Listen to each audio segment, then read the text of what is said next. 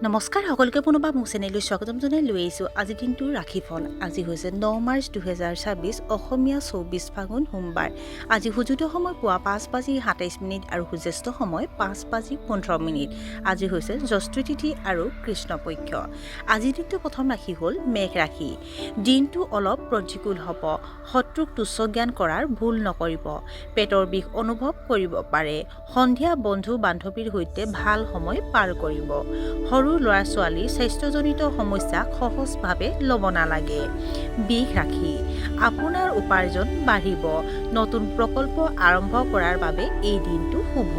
কৰ্মক্ষেত্ৰত আপুনি প্ৰশংসা লাভ কৰিব। অংশীদাৰিত্বৰে কাম কৰাটো আপোনাৰ বাবে উপকাৰী হ'ব। আপোনাৰ বিবাহৰ বিষয়ে পৰিয়ালৰ ভিতৰতে আলোচনা হ'ব পাৰে। ভাই ভনীৰ সৈতে আন্তৰিক সম্পৰ্ক বজাই ৰাখক।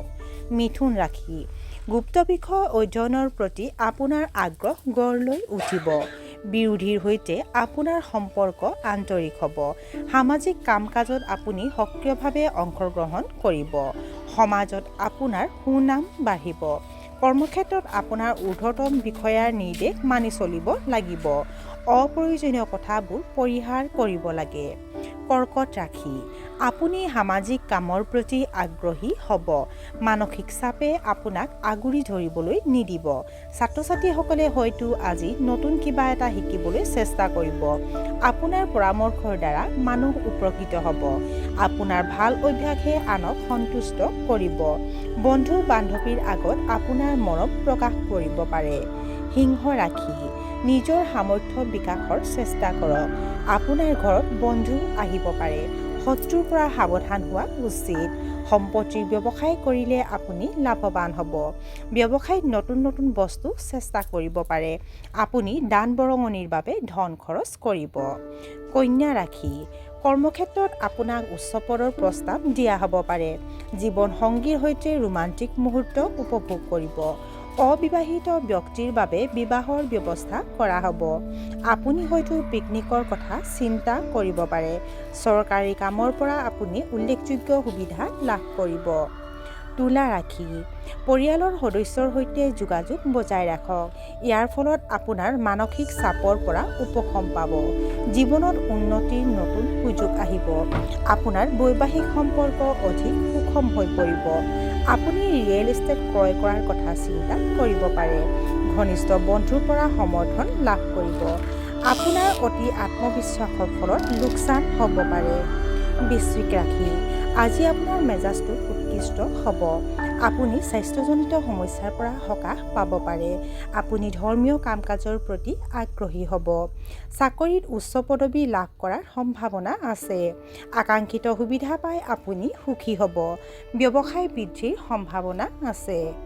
ধনু ৰাশি, কথাবোৰ পৰিকল্পনা অনুসৰি নহ'ব। ছাত্ৰ ছাত্ৰীসকলে একাগ্ৰতাৰ অভাৱ অনুভৱ কৰিব। আপুনি হয়তো আপোনাৰ মাতৃ স্বাস্থ্যৰ প্ৰতি চিন্তিত হ'ব। ঔষধৰ বাবে টকা খৰচ কৰিব পাৰে। খং নিয়ন্ত্ৰণ কৰিব লাগে। বৈবাহিক সম্পৰ্কত সম্প্ৰীতিৰ অভাৱ হ'ব পাৰে। মকৰ ৰাশি, আপোনাৰ আৰ্থিক অৱস্থা শক্তিশালী হৈ থাকিব। পৰিস্থিতি ক্ৰমান্বয়ে উন্নত হ'ব। পুৰণি বন্ধু বান্ধৱীৰ পৰা আপুনি আৰ্থিক সহায় লাভ কৰিব পাৰে। আপুনি আপোনাৰ কামৰ পদ্ধতিত পৰিৱৰ্তন কৰিব পাৰে। কৰ্মক্ষেত্ৰত কৰ্মৰ চাপ কমি যাব। শিল্প জগতৰ লগত জড়িতসকলে হয়তো সন্মান লাভ কৰিব পাৰে। কুম্ভ ৰাশি, আপোনাৰ আত্মবিশ্বাস বাঢ়িব। পৰিচালনা সম্পৰ্কীয় কামত আপুনি সফলতা লাভ কৰিব। আপুনি আপোনাৰ পৰিয়ালৰ বাবে বহু সময় উৎসৰ্গা কৰিব। আপোনাৰ স্বাস্থ্যজনিত সমস্যাৰ উন্নতি হ'ব। আপোনাৰ বৈবাহিক সম্পৰ্কত মানসিক চাপ কমি যাব। আপুনি আপোনাৰ কামৰ পদ্ধতিত পৰিৱৰ্তন কৰিব পাৰে। আৰু আজিৰ দিনটোৰ শেষৰ ৰাশিটো হ'ল মীন ৰাশি।